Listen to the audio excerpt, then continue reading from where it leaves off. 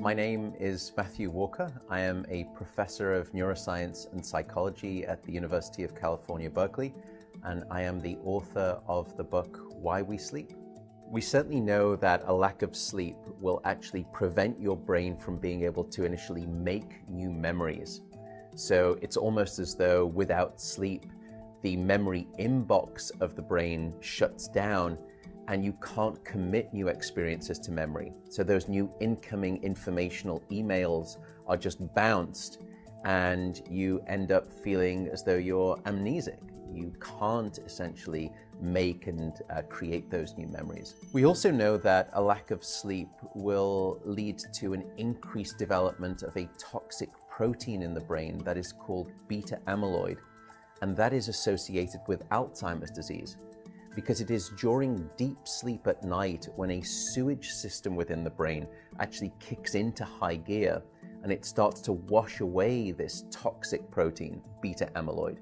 So if you're not getting enough sleep each and every night, more of that Alzheimer's related protein will build up.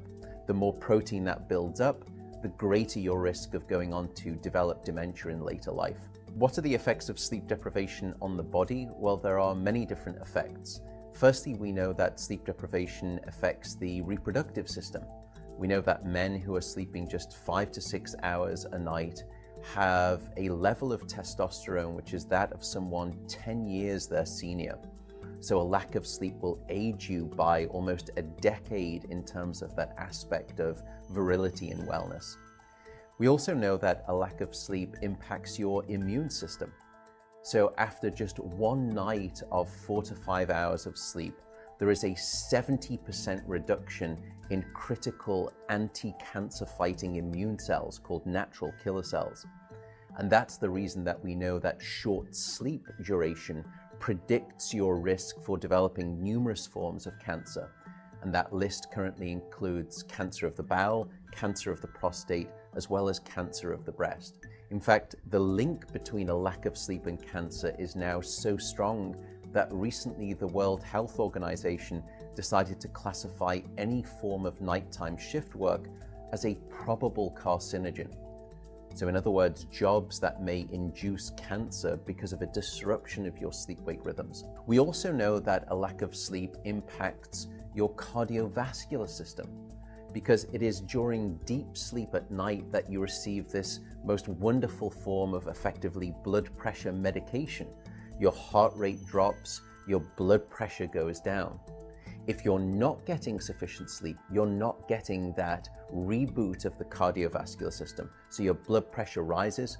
You have, if you're getting 6 hours of sleep or less, a 200% increased risk of having a fatal heart attack or a stroke in your lifetime. There is a global experiment that is performed on 1.6 billion people twice a year, and it's called daylight savings time. And we know that in the spring, when we lose 1 hour of sleep, we see a subsequent 24% increase in heart attacks the following day. Another question perhaps is, what is the recycle rate of a human being? How long can we actually last without sleep before we start to see declines in your brain function or even impairments within your body? And the answer seems to be about 16 hours of wakefulness. Once you get past 16 hours of being awake, that's when we start to see mental deterioration and physiological deterioration in the body. We know that after you've been awake for 19 or 20 hours, your mental capacity is so impaired that you would be as deficient as someone who is legally drunk behind the wheel of a car.